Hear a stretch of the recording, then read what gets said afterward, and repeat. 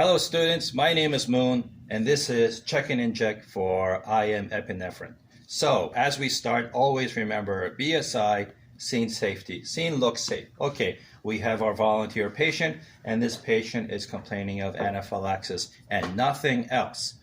How do I know that? Well, my general impression is a 3-foot long arm. I don't know the gender, but in prone position, arm is prone, and otherwise no obvious life threats other than he's missing the rest of his body. Airway, breathing, and circulation, not relevant, not applicable here. Anyway, if he did have an airway and I did auscultate it, I would hear stridor. If he did have functioning skin, I would see urticaria and pruritus. None of you know what pruritus means, right? Well, look it up. And also, if I were to auscultate his lungs, if he had any, I might even hear wheezing. Anyway, I am really now suspecting anaphylaxis, and I've decided to give the epinephrine. Now, if you're in a well-funded ambulance agency, you have this EpiPen auto-injector. And this one, I'm going to make sure it says trainer, so I don't accidentally stick myself with the real thing. But anyway, what if you're not in a well-funded ambulance agency and you instead have one of these things, which is Check and Inject, which is the purpose of this video today. Besides, there are plenty of videos on how to use the auto-injector EpiPen, so I'm not going to duplicate other people's work. So you open up this bag or pack and you get the needle, you get the syringe, you get a Band-Aid, you get alcohol, you get trainer epinephrine. So this one, it says training epinephrine, 1 to 1,000, 1 milligram, milliliter. The tamper-resistant cap is on, and you get instructions. But anyway, this video is the instructions, so let's go with that. Okay, so whenever you're going to give medication, of course, you have to talk about the 6 rights. So the first 2 rights are the correct right names.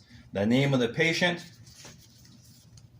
John Doe, okay, that's who I'm dealing with, and the name of the medication, which is epinephrine. Yep, it says epinephrine. Okay, the next 2 rights is dose and route. So intramuscular is the route, and here is a nice fleshy deltoid muscle, and the right dose for, looks like an adult hand, is 0.3 milligrams, 1 milligram in 1/1000 concentration. So I can see it says 1 to 1,000 concentration, and this entire vial has 1 milligram. Okay, the last 2 of the 6 rights is right time, and we want to give the right time, which is right now, and it's bolus, which means we inject it right in there. And another time is expiration. So let's check the expiration date. Here it says January 2020. That's close enough for demonstration purposes here. I should also have said that while you are checking the vial for an intact tamper-resistant cap and a valid expiration date, you should also look inside the fluid to check for color and clarity. Epinephrine should be transparent and clear. Also that it says 1 to 1,000 concentration. Why? Because your ambulance may be shared with paramedics, and in the paramedic formulary, epinephrine comes in alternate concentrations. Last of the 2 rights is documentation, the right documentation, which every EMT student seems to forget. So don't forget there's 6 rights. Okay, I think we're ready to go. So, BSI scene safety, and now we want to use aseptic technique. So we want a provided alcohol swab and wipe. Open this, and in a circular motion on the way out, the middle of the deltoid, or about 2 inches down from the acromion joint, we wipe. Okay. Pro tip, save that. You may need it again. Okay. And then, continuing with the aseptic technique, we don't want to put any bacteria, which is under this tamper-resistant cap, into the patient. So let's pop the cap. And then we're going to wipe this with alcohol. Not the same pad, officially. Technically, you're supposed to use a separate alcohol wipe. There, that's good. By the way, if you were to try to replace the cap, maybe you accidentally popped it off, then what you'll notice is that this metal ring is now broken and will never pop back onto the top. That is why it's tamper resistant. Okay, medication is ready to go. And the reason why I like to use alcohol first is that we need to give it time to dry. You should never fan the site or blow on it, because that's just reintroducing bacteria to the space. Meanwhile, we're waiting for this to dry. Let's assemble our equipment here.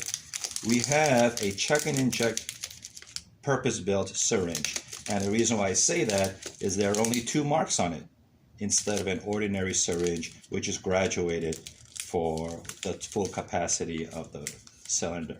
So, next pro tip here. This is a sterilely wrapped piece of equipment. I know that because there's plastic on one side and there is paper on the other side. And let's check the expiration date, 2020, September. Again, good enough for demonstration purposes. Seriously, you cannot use anything that's been expired. Anyway, anything that's sterilely wrapped, you'll notice that one end has a large margin. And it's just about to go dog ear, like separate out. So what you do is bend the corner over, let go, and you'll see that the dog ears separate. Grab them with your gloves, separate it out like this. And this is a great technique for when you are assisting your senior tech or a doctor, and the doctor already has sterile gloves on, not this non-sterile version, and the doctor asks you to hand something to him or her, then you open it this way, sterile technique, so that the doctor can reach over and grab it with this sterile gloves. But we're not maintaining surgical sterility at this point. So now do you see that there's 2 marks here for one adult, for one pediatric here? Remember that. Let's open up the needle. So again, bend it over, let go, the dog ears separate, pull it open like that. You can remove this now. You notice now this needle is in a plastic cap.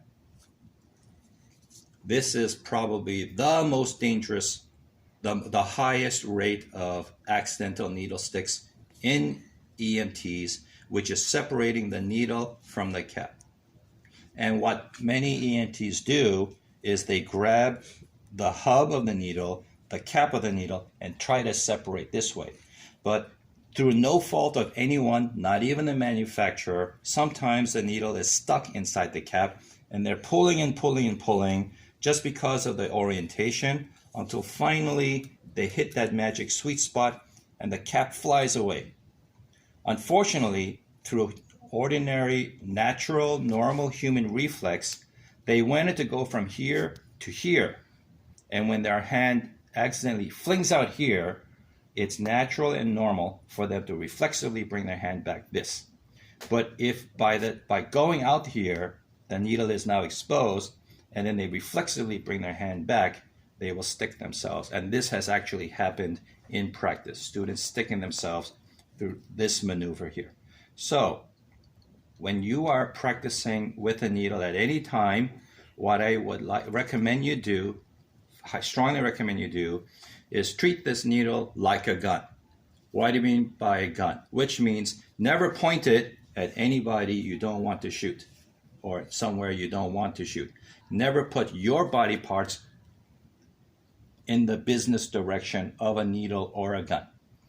Always assume it's loaded, of course. So how do I separate a cap from a needle to ensure that I don't stick myself? Well, as before, grab the needle by the hub, and then now, instead of holding my hand over here, hold my hand over here, and finally just wiggle. Don't force. It's a configuration issue, not a force issue, until finally whatever little bit or blob is holding the needle in the cap clips free, and now you can safely remove the needle this way. I should also remind you that when you expose the needle, you should make sure that there are no defects, which may occur from manufacturing. What's this gadget that's surrounding the needle? Well, this is some kind of auto capping feature. Not all needles have it, but this one happens to, and we will show how to use it later when we're done. Okay, it is assembled on the syringe, and now you see that we have a plunger that can go to one of two settings. Well, how much epinephrine do we want to give for an adult patient? It's 0.3. So what do you know? The 0.3 is marked. So let's bring the plunger out to the 0.3 mark. If we were to try to pull out 0.3 milliliters of fluid out of this pressure intact case, then it will start to fight you. So what we want to do instead is push about that much air in and then draw the fluid out. Okay. Is this coming clear? Are you focused, clear? No blurriness? Okay, so now how do we stick this needle into this stopper? You could try to do it this way, but you see now there's another point of risk, which is EMT can stick themselves manipulating this needle, especially in our chaotic outside real world environment, not in a controlled, safe hospital. The next pro tip then is to find a common point of reference, and I do that with these three fingers. I place these three fingers on this palm, and from then on, now these two hands will always move together. Whether I'm on a moving ambulance with potholes, with frantic friends and family touching me on the elbow, I will always have the needle and the vial in perfect alignment because of this single point of reference. So what I'm going to do now is center the needle and push in there like that. I will now, hopefully you're going to catch the bubbles as they enter the vial. Do you see that? Oh, good. I've pushed all the air in, and now the inside of the vial is under pressure, and so they will gladly release some of that fluid. So what I'm going to do now is, with my thumb, pull down on the plunger. But now, to make sure I don't suck up any air, I'm going to make sure that the point of the needle is clearly under the fluid layer. So let's pull out some fluid. And now I'm going to pull out more than I need. I wanted 0.3, so I'm going to go even more. How much more? Personal style. But I see that there is a little bit of an air bubble in the syringe already. So I'm going to pull out enough fluid to account for that air bubble, like that. Okay, I guess this will do. And now withdraw the needle. Place this carefully on the ground. Now, just like in the TV and movies, I'm going to point this up into the air vertically. And now you see this air bubble here. Just like in the TV and movies, I'm going to knock it to the top of the syringe. So firmly with this hand, grip the syringe and start tapping. Make sure that the needle the head doesn't fly off. And start knocking that air bubble to the top of the syringe. You should see it move up there. And that's exactly why they do it in TV and movies. Okay, so now we're going to advance the plunger until it gets to the amount we need, 0.3, and you'll see the bubble get ejected out the top of the needle. Preferably don't point this at anybody you care about when you do this. There. It is now ready to use. Again, just like a gun, keep your finger off the trigger until you get ready to fire. Where is the trigger? This is the thing. Don't walk around like this, because you're going to step on a wire or somebody's pet, and you're going to accidentally squirt it at somebody or yourself. So keep your finger off the trigger until you're ready to fire. By this time, the alcohol is completely dry. Patient is ready for the shot.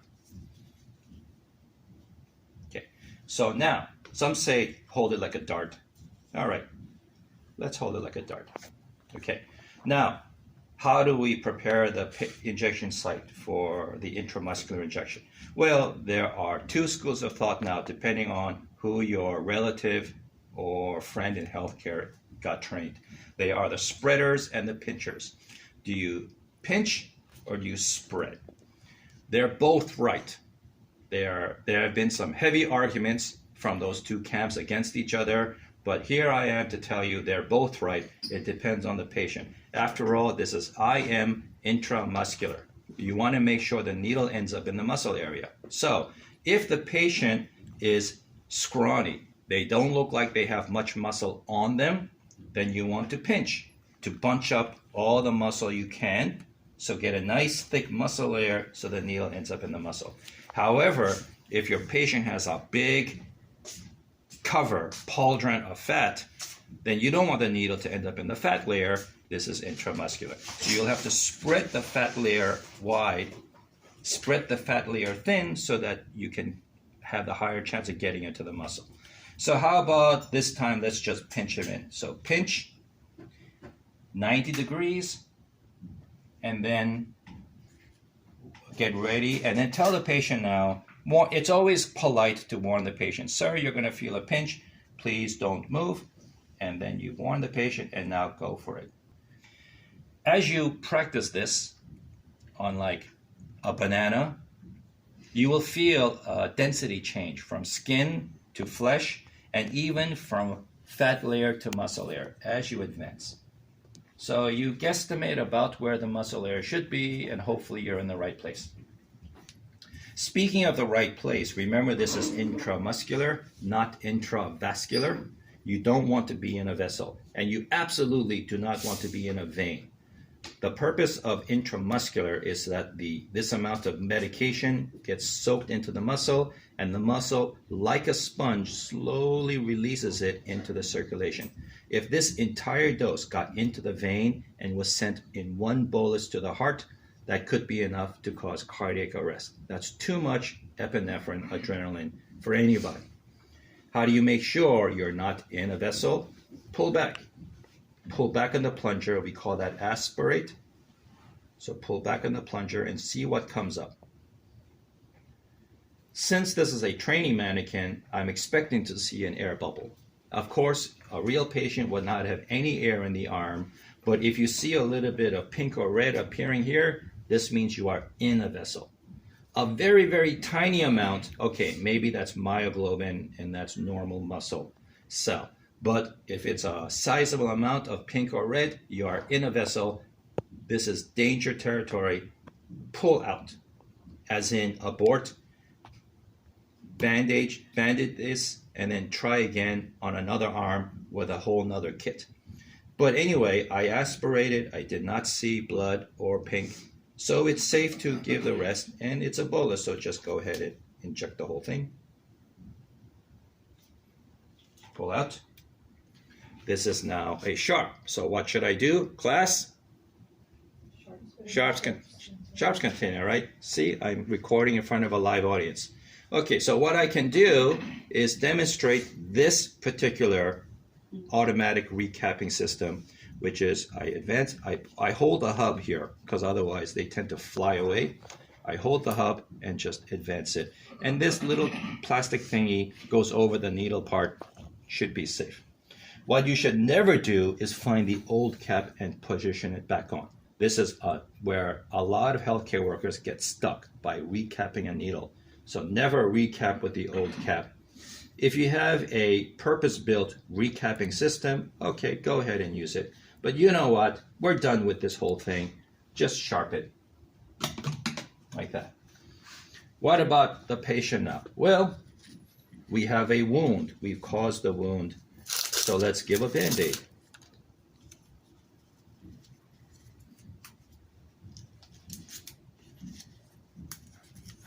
Like that. And then you're supposed to massage for 30 seconds. And then you're supposed to reassess with vital signs. This is the second set of vital signs. Remember, you should always get a full set of vital signs before you do anything as a baseline. And then hopefully the patient will start to feel a lot better. The stridor and the wheezing will diminish and the patient will start to breathe better. Any questions on anything? Anybody? Okay, then cut.